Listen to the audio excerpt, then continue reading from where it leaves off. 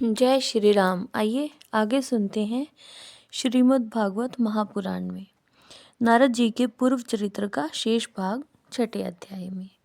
सूत जी कहते हैं, शौनक जी, देवऋषि नारद के जन्म और साधना की बात सुनकर सत्यवती नंदन भगवान श्री व्यास जी ने उनसे फिर ये प्रश्न किया, नारद जी, जब आपको ज्ञानोपदेश करने वाले महात्मा गण चले गए तब आपने क्या किया?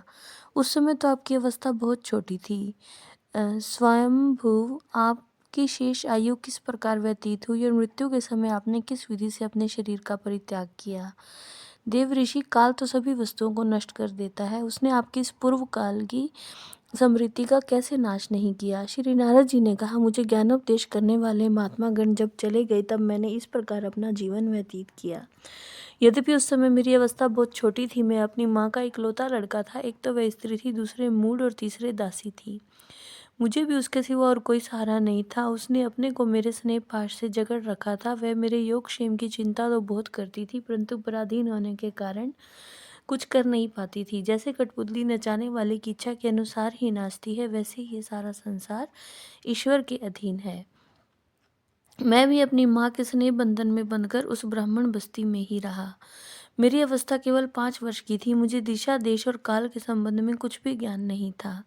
एक दिन की बात है, मेरी माँ गो धोने के लिए रात के समय घर से बाहर निकली। रास्ते में उसके पैर से सांप छू गया। उसने उस बेचारी को डस लिया। उस सांप का क्या दोष, काल की ऐसी ही प्रेरणा थी। मैंने समझा, भक्तों का मंगल चाहने वाले भगवान का यह भी एक अनुग्रह ही है। इसके बाद मैं उत्तर दिशा की ओर चल पड़ा।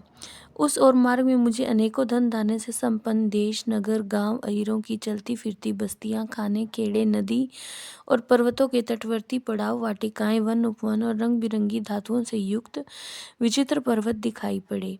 कहीं कहीं जंगली वृक्ष थे जिनकी बड़ी बड़ी शाखाएं हाथियों ने तोड़ डाली थी। शीतल जल से भरे हुए जलाशय थे जिनमें देवताओं के काम में आने वाले कमल थे। उन पर पक्षी तरह तरह की बोली बोल रहे थे और भौरे मंडरा रहे थे। यह सब देखता हुआ मैं आगे बढ़ा। मैं अकेला ही था।